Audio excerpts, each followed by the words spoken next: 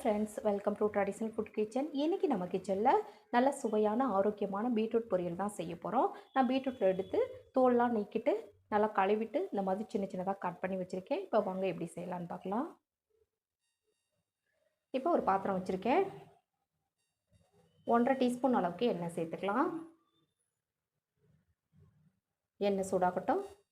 இப்போ எண்ணெய் சூடானோன்னா 1/2 டீஸ்பூன் அளவுக்கு கடுகு உளுத்தப்பருப்பு சேர்த்துக்கலாம். கொஞ்சம் பொரிஞ்சு வரட்டும். இது கூடவே 1 டீஸ்பூன் அளவுக்கு கடலைப்பருப்பு சேர்த்துக்கலாம். இதுவும் நல்லா பொரியட்டும். அடுத்ததாக பொடியாக நறுக்கின வெங்காயம் சேர்த்துக்கலாம். ஒரே ஒரு வரமிளகா, ஒரு கொத்து கருவேப்பிலையும் சேர்த்துக்கிறேன். சேர்த்துட்டு இப்போ இதை நல்லா வதக்கி விட்டுருங்க.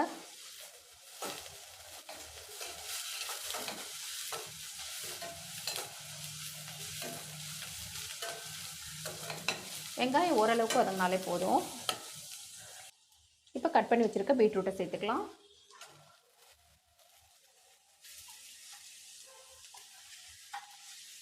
சேர்த்துட்டு ஒரு தடவை நல்லா கலந்து விட்டுருங்க.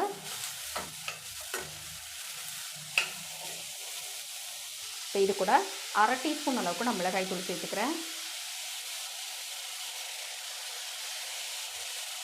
ஒரு 2 பிஞ்சளவு மட்டும் மஞ்சள் பொடி சேர்த்துட்டு நல்லா கலந்து விட்டுறலாம்.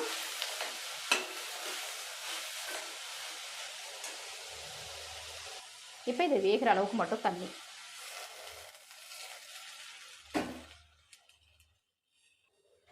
கொஞ்சமாக உப்பு சேர்த்துக்கிறேன். உப்பு வந்து பார்த்து சேர்த்துக்கணும், ஏன்னா பீட்ரூட்டுக்கு வந்து கொஞ்சம் அதிகமாக போயிட்டாலும் சாப்பிட முடியாமல் போயிடும். இப்போ இதை நல்லா கலந்து விட்டுறலாம். உங்களுக்கு வெந்து வர்றதுக்கு இந்த அளவுக்கு தண்ணி இருந்தாலே போதும். பாருங்கள், பீட்ரூட் வந்து நல்லா வெந்து வந்துருச்சு.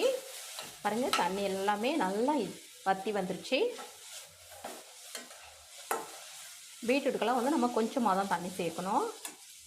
இப்போ கடைசியாக கொஞ்சமாக தேங்காய் துருவல் சேர்த்துக்கலாம்.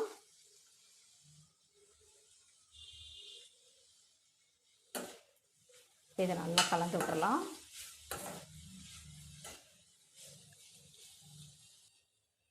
அவ்வளோதான், நம்ம ஸ்டவ் ஆஃப் பண்ணிடலாம்.